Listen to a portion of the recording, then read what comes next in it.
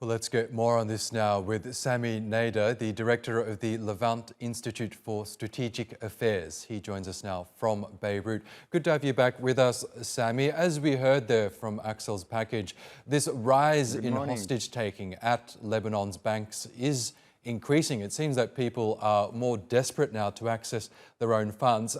Explain to us how we got to this point. Why are people unable to get access to their own money? Yes, definitely. This kind of Robin Hood action, it's not the first of its kind. This is maybe the fifth event in less than a year.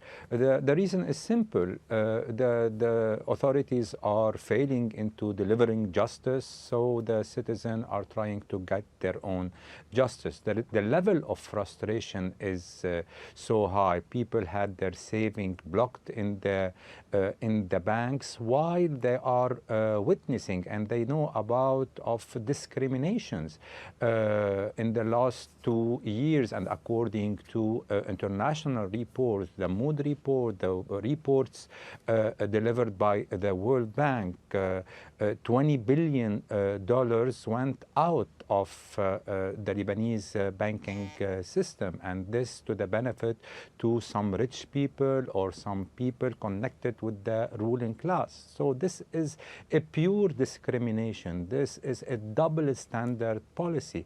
At the same time, the authorities, the government in place is failing to put in place the measures and the laws in order to pave the way for a fair solution to this financial crisis. Everyone knows that there is a cost for this crisis. However, a fair distribution of the cost of the crisis is not taking place. It is at the expense of the citizen, while the others are not suffering the crisis. So the government had failed so far to agree on a capital control law that will at least put an end to this discriminatory transfer to foreign banks.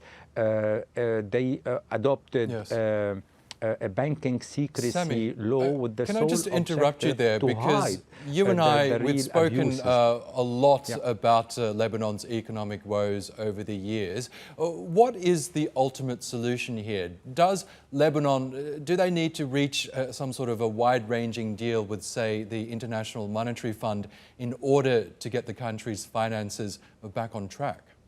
Yeah, I fear that the only possible solution is a deal with the IMF.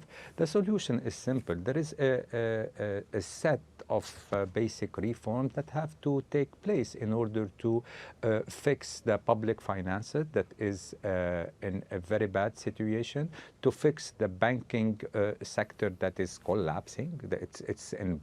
They are bankrupt. All the banks in Lebanon are bankrupt, and to fix or to set the right monetary policy. So there is a set of reforms pertaining to these three pillars.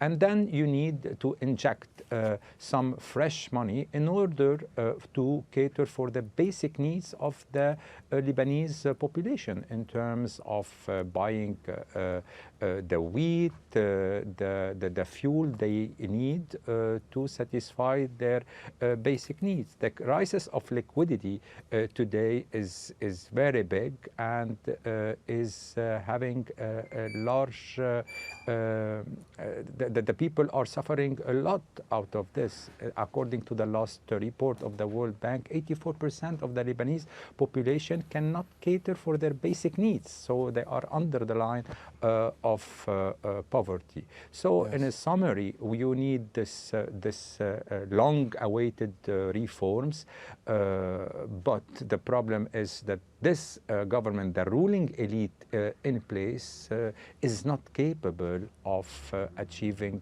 these reforms. No, and in the meantime, it's ordinary Lebanese who are suffering the consequences. Sami Nader, always a pleasure to get your analysis. Thank you.